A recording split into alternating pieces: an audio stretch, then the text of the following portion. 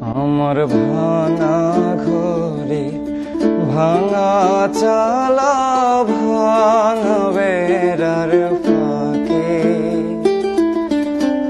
অবাক জ্যোৎস্না ঢুয়ে কাপড়ে হাত বাড়াইয়া ডাকে,